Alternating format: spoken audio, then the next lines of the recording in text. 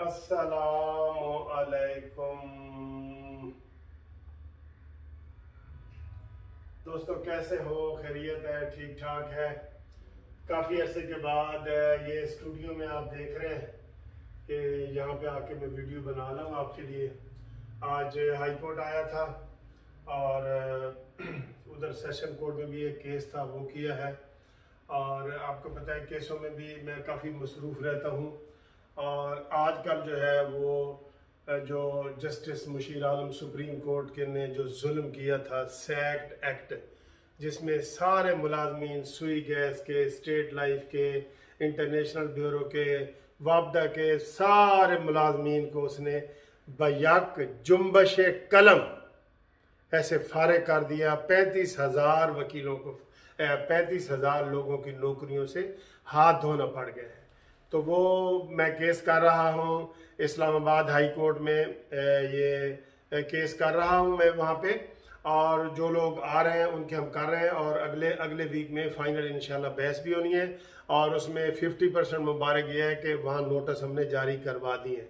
कुछ लोग कह रहे थे कि नहीं जी ये सुप्रीम कोर्ट का फैसला है तो हाई कोर्ट में कैसे जाएंगे। अब सबसे पहले पिटीशन मैंने फाइल की थी, अब वहाँ पे और लोग भी आ रहे हैं।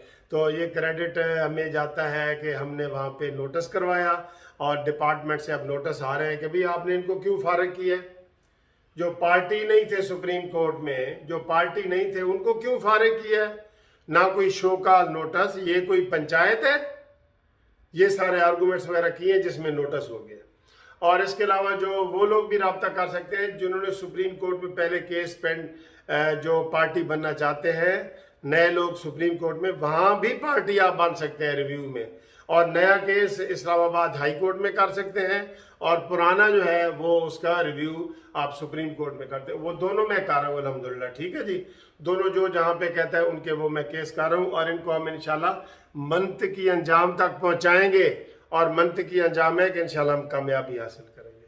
और दूसरे जो है रिटायर्ड मुलाजमीन पाकिस्तान भर के, उनके भी मैं जो फेडरल वाले हैं उनके मैं केस इस्लामाबाद में कर रहा हूँ। बलूचिस्तान KP के सारे वो लोग भी मुझसे रब्ता कायम करें, इंशाल्लाह वो भी कर रहे हैं। आप आए जी, असल वीडियो का जो मैं मकसद है ना वो है कि कल जनाब कमर जवेद बाजवा साहब ने ये 2-3 दिन पहले अपने पार्लियामेंटेरियन को बुलाया और उनको ब्रीफिंग दी कि जनाब इधर आओ, मैं आपको ब्रीफिंग दूं क्या है क्या नहीं। तो वहाँ पे उन्होंने अपनी एक्सटेंशन के हवाले से बड़ी लोगों को बताया, और उन्होंने बताया कि मेरी एक्सटेंशन के 2 मकासद थे, 2 मकसद थे, वो दोनों पूरे हो गए। अब उन्होंने कोई 2 मकसद क्या किए हैं और मैं जो आपको बताने वाला हूं वो ये बहुत ज़रूरी है।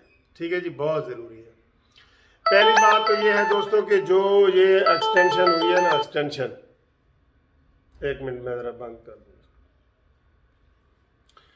जो एक्सटेंशन, हम एक्सटेंशनों के खिलाफ हैं, चाहे वो हाई कोर्ट में हो, सुप्रीम कोर्ट में हो, फौज में हो, ब्यूरोक्रेसी में हो, कोई भी हो, एक्सटेंशन नहीं होनी चाहती। नए लोगों का हक मारा जाता है जब आप एक्सटेंशन लेते हैं। अब मसलन चीफ जस्टिस साकिब निसार इधर रहा है, उसको अगर हम ये एक्सटेंशन दे देते कि भाई तुम 2 साल और कर लो, तो बताएं मुल्क में कितनी तबाही हो जाती, और जो उनके नीचे बैठे थे उनका हाल। तो ये एक्सटेंशन का कानून नहीं है।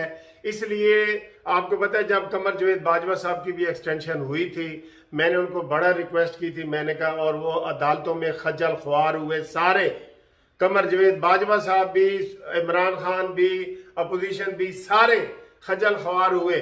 ठीक है, और बाद में वो उन्होंने कह दिया आसिफ सईद चीफ जस्टिस ने कि जी एक्सटेंशन का तो कानून ही नहीं है, इसलिए ये पिटीशन खारिज की जाती है।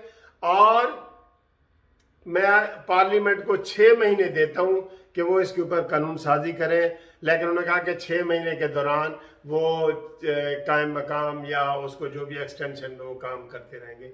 ये हमारी अदलिया की तारीख में पहला केस है। वो कहते हैं जी दावा डिसमिस ते स्टे ग्रांटेड। ये हमने लतीफे इधर बनाए हुए हैं कि हम दावा करते हैं जी बिल्डिंग मेरी है, ये है वो है, तो वो जज कहते हैं जी कि दावा थोड़ा खारिज, लेकिन स्टे चलता रहेगा। हालांकि स्टे मेन दावे के अंदर ही होता है। तो इसमें कमर जावेद बाजवा साहब के भी आपको पता है हुकूमत को कितनी खज्जल ख्वारी हुई थी। फिर कमर जावेद बाजवा साहब ने अपना वकील फरोग नसीम को अपना वकील मुकर्रर किया। ये भी तारीख में पहली दफा हुआ है कि चीफ ऑफ आर्मी स्टाफ ने वकील किया है।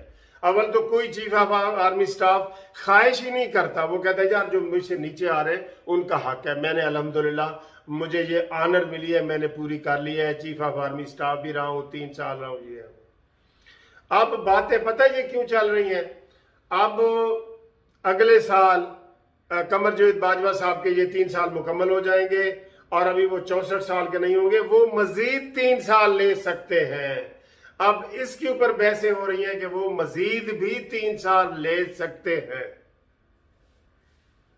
वो कहते हैं इलाही कैसे होते हैं जिन्हें है बंदगी ख्वाहिश, हमें तो शर्म दामनगीर होती है खुदा होते।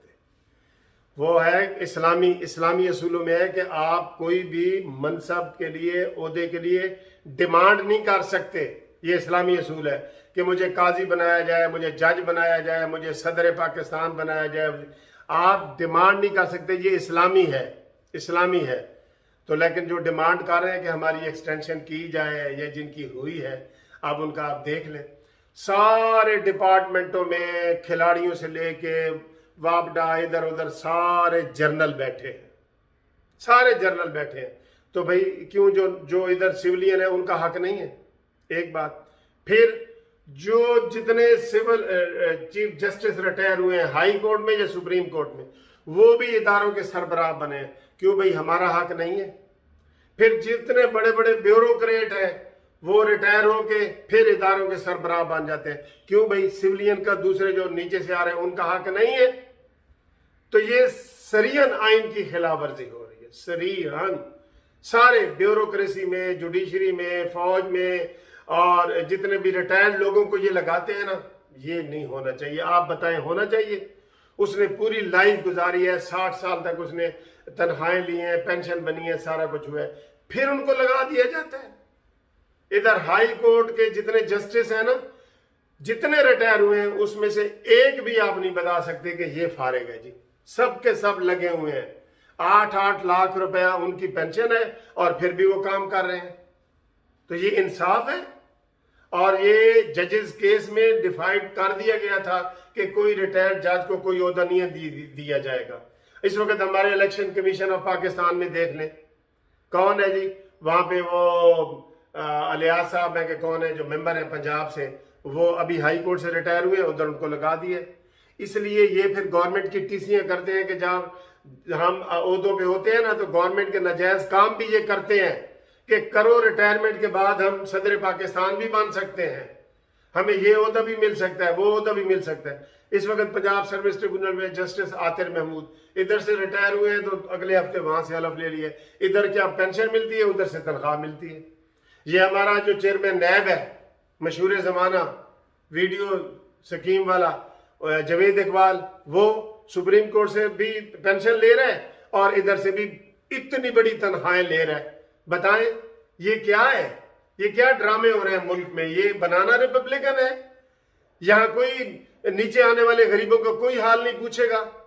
जो हाथी बन जाता है वो मरा हुआ भी 1.25 लाख का होता है, जिंदा लाख का और मरा हुआ 1.25 लाख का। ये हाल बना दिया आपने। कोई जज फारिग नहीं है, कोई जर्नल फारिग नहीं है, कोई ब्यूरोक्रेट फारिग नहीं है, सारी सीटों पे लगे हुए। अभी वो जो ये जापान में ओलंपिक्स हुए थे, मुझे किसी ने कहा कि जी कितने अरसे से जनरल आरिफ साहब हैं जो स्पोर्ट्स के हैं और हमने कभी कोई तमगा नहीं जीता। स्पोर्ट्स है जापान से कोई ओलंपिक्स वाला तमगा नहीं जीत गया। एक जनरल आरिफ है जो क्या वो लगे हुए हैं जी शुरू से, और इनकी तनख्वाहें आप सुने तो होश उड़ जाएंगे आपको। मैं ऐसे ब्लड प्रेशर हाई कर रहा हूं। आप जी कमर जावेद बाजवा साहब ने कहा जी मेरे 2 मकसद से वो पूरे हो गए। कौन से जी? इंडिया वाले बॉर्डर पे फेंसिंग करनी थी और अफगानिस्तान वाले बॉर्डर पे जंगला और फेंसिंग लगानी थी।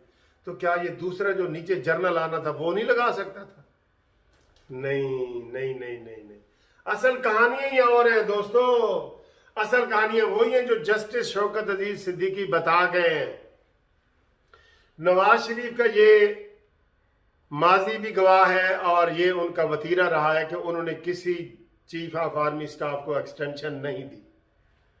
आसिफ अली जरदारी ने सिर्फ एक को दी है, परवेज अख्तर कियानी, जो ऑस्ट्रेलिया में वो बना के बैठा है, पूरा जजीरा खरीद के बैठा है ऑस्ट्रेलिया में।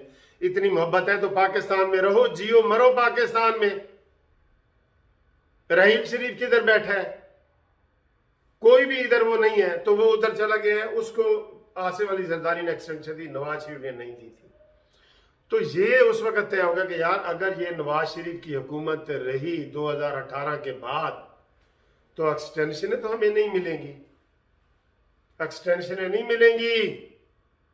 इसलिए एक काम है इसको हटाओ और दूसरा काम है सादिक और अमीन को लाओ, फिर हमारे काम सीधे होंगे सारे। सब ने यही सोचा हुआ है, फिर हमारे सारे काम सीधे हो जाएंगे। तो जनाब पहला मकसद नवाज शरीफ को हटाओ, हटा दिया गया, आरटीएस सिस्टम बिठा दिया गया। जीता हुआ नवाज शरीफ बेचारा हार गया, हारने के बाद जेल गया।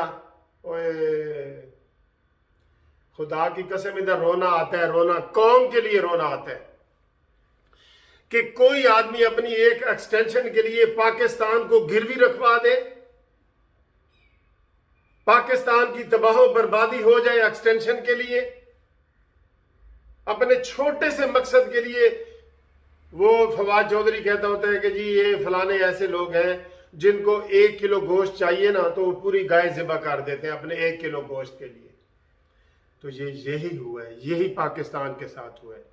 आज पाकिस्तान का नाम पूरी दुनिया में पहले से कहीं नीचे चला गया है। तबाही बर्बादी में पाकिस्तान इस पूरे रीजन में अफगानिस्तान से भी पीछे चला गया है। अब और क्या रोना रोए हम, इसका क्या रोना रोए, सिर्फ एक्सटेंशन के लिए इतनी बड़ी पाकिस्तान की कुर्बानी।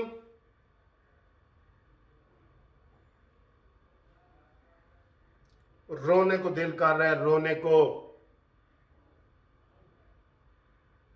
नवाज शरीफ ने कहा था नए अनाड़ी बंदे को ना देना, खिलाड़ी किसी अनाड़ी को ना देना, ये पाकिस्तान डुबो देगा। उसने डुबो दिया है।